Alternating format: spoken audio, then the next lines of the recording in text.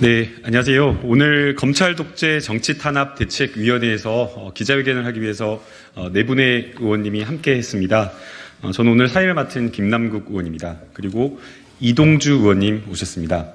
네, 그리고 김윤덕 의원님 오셨습니다. 박찬대 최고위원님 함께 하십니다. 네, 기자회견문을 낭독하도록 하겠습니다.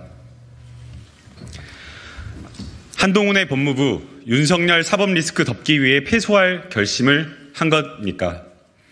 야당 수사를 향해 거침없는 한동훈 법무부 장관의 칼날은 녹순 쇠붙이로 만들어버리는 사건이 바로 있습니다. 바로 한동훈 장관 본인이 관련된 윤석열 전 검찰총장 징계처분 취소 소송입니다. 지난 2020년 11월 추미애 법무부 장관 재임 시절 법무부는 윤석열 검찰총장을 직무에서 배제하고 채널A 검연 유착 사건 수사 및 감찰 방해, 주요 사건 관련 재판부 불법 사찰 등을 이유로 12월 정직 2개월의 징계 처분을 내렸습니다.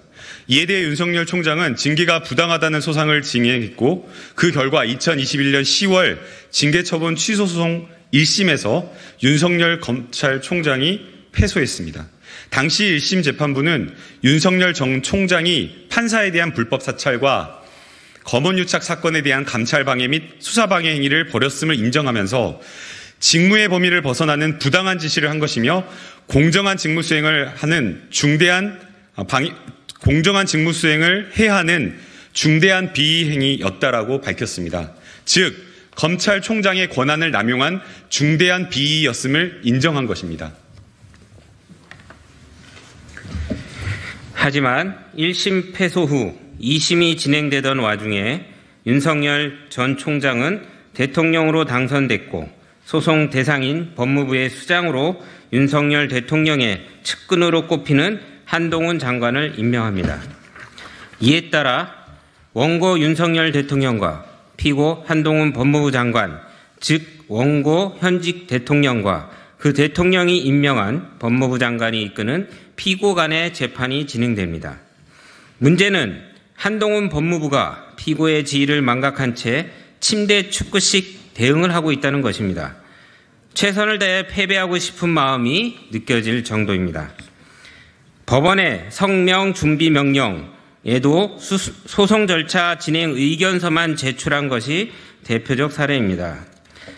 재판부가 소송 당사자에게 특정 사안에 대한 설명 자료 제출을 요구하며 답변 제출 기한까지 정해 주었음에도 법무부 대리인인 법무공단은 재판 절차에 대한 의견만 제출했습니다. 통상 재판에서는 보기 힘든 이례적인 일입니다. 게다가 법무부 측은 증인 신청도 하지 않았습니다. 윤석열 대통령 측에서 당시 대검찰청 차장검사, 대검찰청 공판 송무부장, 법무부 감찰 담당관실 검사 등 증인 3명을 신청한 것과는 대비됩니다. 1심 때만 해도 법무부에서 증인 2명을 신청했고 법무부에 유리하게 증언한 증인들도 있을 텐데 희한하게도 2심 때는 증인 신청을 하지 않은 것입니다. 가장 문제적인 사항은 한동훈 장관 취임 이후 법무부가 1심을 승소로 이끈 변호인을 정무 법무공단 소속 변호인으로 교체했다는 것입니다. 정부 법무공단은 법무부 산하 기관으로 법무부 장관의 지시, 감독을 받는 기관입니다. 정부 법무공단 소속 변호사들은 지난해 7월 선임 이후 첫 변론기일이 열리기 전까지 준비 서면을 딱 한 번 제출했습니다.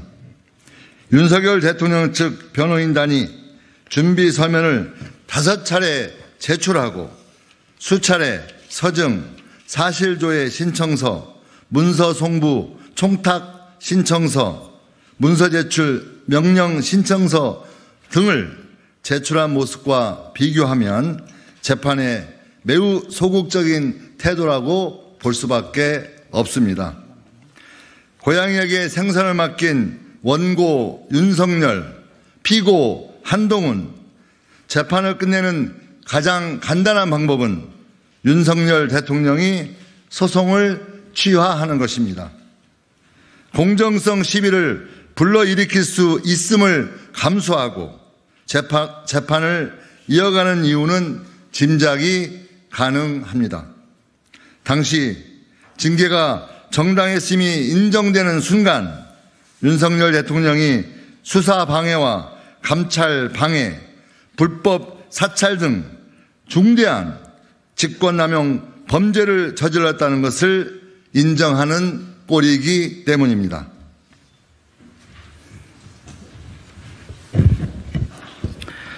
한동훈 장관에게 묻습니다.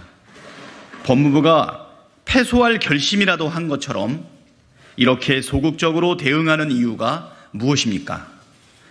윤석열 사법 리스크 해소를 위해서입니까? 아니면 징계 사유 중 하나인 채널A 검언유착 사건의 감찰 대상자가 한동훈 장관 본인이기 때문입니까? 아니면 둘 다입니까? 윤석열 전 총장 징계가 정당하다고 결정한 1심 재판부도 판결문에서 검찰 내부에서도 원고 윤석열과 한동훈 사이의 관계가 공정한 직무 수행이 어려울 정도의 긴밀한 관계로 인식되고 있었던 것으로 보인다고 적시했습니다. 법원이 인정할 정도로 윤석열 대통령 최측근으로 꼽히는 한동훈 법무부 장관이 그것도 본인이 관련된 사건에 대해 본인이 영향력을 미칠 수 있는 법무부 산하기관의 변호사들에게 변호를 맡기는 것이 공정합니까? 최소한 외부 변호사들이라도 선임했어야 하지 않을까요? 한동훈 장관은 윤석열 대통령의 측근이기 이전에 대한민국의 법무부 장관입니다. 공사 구별은 공직자의 기본 자질입니다. 대통령의 과거 권한 남용 범죄를 덮기 위해 법무부 장관이 또 다른 권한 남용을 저지른다면 그 책임은 온전히 한동훈 장관이 지게 될 것입니다. 2023년 4월 20일 더불어민주당 검찰 독재 정치 탄압 대책위원회 일동. 네, 외부에서 선임된 변호사였는데요. 1심에서 승소한 변호사를 사실 바꾸는 경우가 많지가 않습니다. 그런데 법무부에서 특별하게 사정이나 이런 것들이 인정되지 않는데도 불구하고 이 두 분에 대한 변호사를 해임을 하고 항소심에서는 법무공단에다가 사건을 맡긴 겁니다. 그럼 1심 변호사는 법무부와는 관련이 없는 제3의 소속된 분이었죠? 제3이 아니라 제가 알기로는 그 로펌에 소속되어 있는 변호사를 선임한 걸로 알고 있습니다. 네. 패소할 결심에 도움이 안 된다고 생각하지 않았을까? 네, 그렇게 추측합니다. 이게 지금 어쨌든 당 차원에서 비판하고 지적하는 거 외에 다른 절차나 어떤 좀 일종의 강제성을 띨 수 있는 그런 방안은 전혀 없을까요? 이제 법원은 독립된 재판을 하는 거잖아요. 그래서 사실 저희가 국회 차원에서 법원의 어떤 독립된 어떤 절차를 재판 절차에 강제를 할 수 있는 그걸 하긴 어렵고요.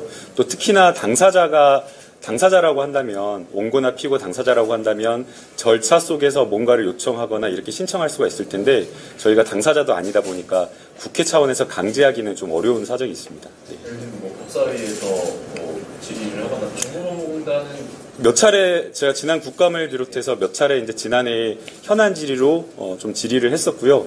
이런 것을 충분하게 예견이 되었던 그런 상황이어서 현안 질의를 했음에도 불구하고 지금 이런 소극적인 어떤 태도를 임하는 것 아닌가라는 생각이 듭니다. 대법원의 이제 나의 사건 검색에 들어가 보면 원고와 피고가 재판 기일을 앞두고 제출한 서면들을 좀 볼 수가 있습니다.